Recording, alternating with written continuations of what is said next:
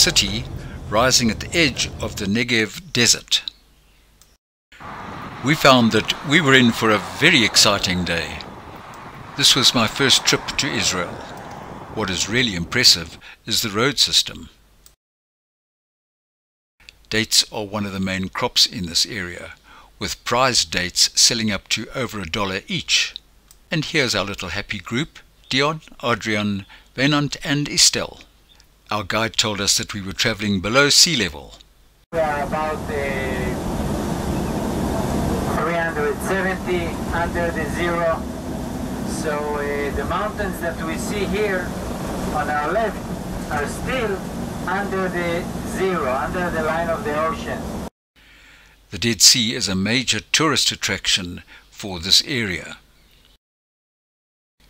We were on our way to Masada, and in doing that we skirted the Dead Sea, but more about that later when we return for lunch in the afternoon.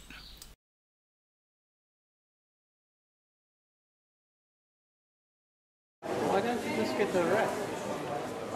A wrap?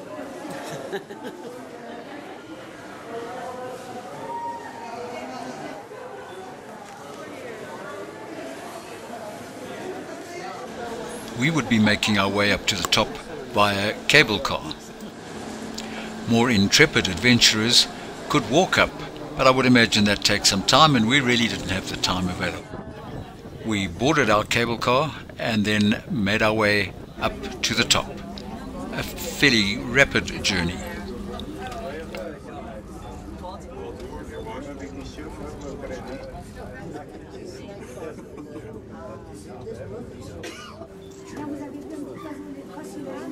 Masada was constructed between 37 and 31 BC. Herod the Great fortified it as a refuge for himself in the event of a revolt. In 66 AD, the Sicarii overcame the Roman garrison at Masada and settled there. The Sicarii were an extremist Jewish group. They were later joined by other Jewish families who fled from Jerusalem. What we will see here as well, what we will see all around the mountain is example of stucco. It's this plaster that was used with natural coloring. This was the ramp that the Romans built in order to mount their attack on Masada. Funnel water to water cisterns that were dug inside big water pools that were dug in the mountain. These are basically quarries that the material was used to build these buildings, yeah?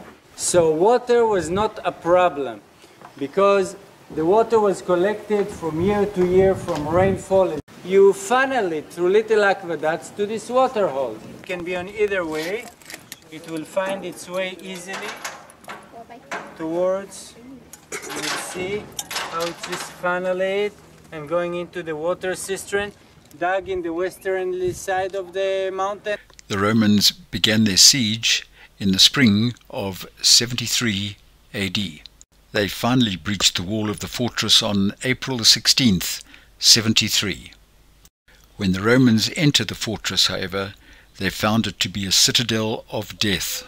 The Jewish rebels had set all the buildings except for the food storerooms ablaze and had committed mass suicide, declaring a glorious death preferable to a life of infamy.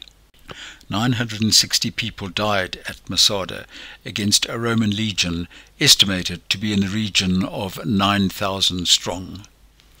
These are some of the original mosaics which were laid 2,000 years ago.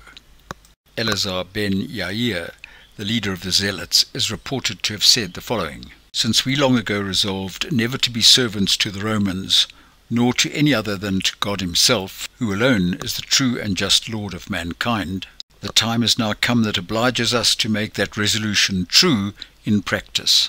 We were the very first that revolted, and we are the last to fight against them. And I cannot but esteem it as a favour that God has granted us, that it is still in our power to die bravely and in a state of freedom." The Zealots killed each other, as suicide is prohibited in Judaism. A very sad story indeed.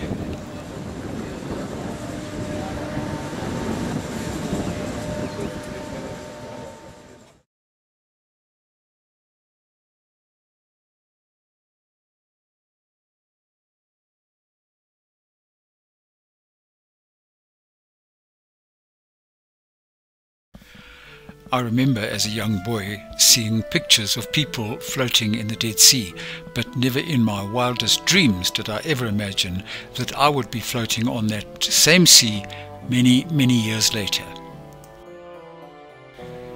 This was a day I will never forget.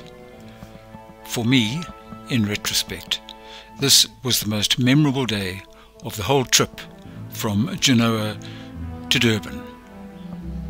We have to thank Wynand for telling us about this tour.